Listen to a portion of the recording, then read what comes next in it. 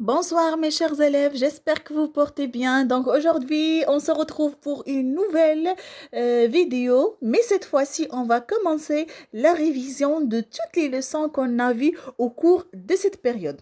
Donc ces cours sont destinés aux élèves de troisième année collégiale. Mes chers élèves, comme vous pouvez vous le rappeler, nous avons étudié la nouvelle policière.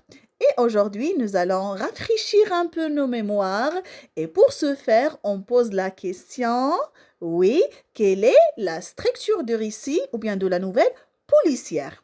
Et tout d'abord, on va commencer par la définition de ce genre littéraire. Donc, qu'est-ce que la nouvelle policière?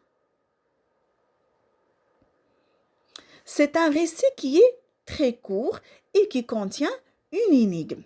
Donc, on appelle récit policier un texte qui est narratif, qui peut être soit un roman, soit une nouvelle, et dans lequel il y a une énigme. Et qu'est-ce que ça veut dire une énigme? C'est un événement qui doit être, qui est inexplicable, mystérieux, qui doit être résolu et qui peut être un crime, soit un meurtre, vol, suicide, etc. Et dans le cadre de cette énigme, une enquête est ouverte et est menée par un personnage très intéressant, très important dans ce genre littéraire qu'on appelle le détective. Donc, comme nous l'avons bien vu, la structure de la nouvelle policière est constituée de 4 étapes principales. Ces étapes sont les suivantes. La première étape appelée la situation initiale et qui correspond au début de la nouvelle. Dans cette étape, tout se passe d'une façon normale. La vie est équilibrée. C'est aussi le moment où l'on présente les personnages principaux de l'histoire et leur portrait physique et moral.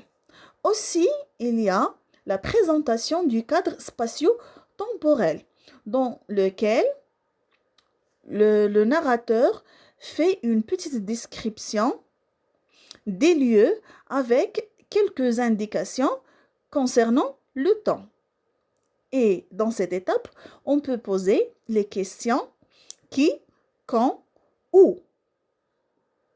Passons à la deuxième étape qu'on appelle l'élément perturbateur ou bien le problème. Donc, c'est un méfait ou bien un acte condamnable. Il peut être un vol, un viol, une disparition, un enlèvement, etc. Donc, ici, on pose la question, quoi? La troisième étape, qui est les péripéties. Les péripéties, c'est l'ensemble des actions qui vont aider le détective à trouver le coupable ou bien le criminel. Donc, c'est le déroulement de l'enquête. Le détective recueille des indices, des témoignages, formule des hypothèses, d'accord, afin de trouver le criminel. La dernière étape, appelée le dénouement. Donc, cette étape correspond au déchiffrement de l'énigme et la découverte du coupable. D'accord?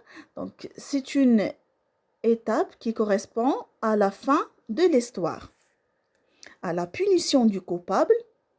D'accord? Donc, il y a aussi le retour à l'équilibre et au calme. Donc, ce qu'on appelle la situation finale.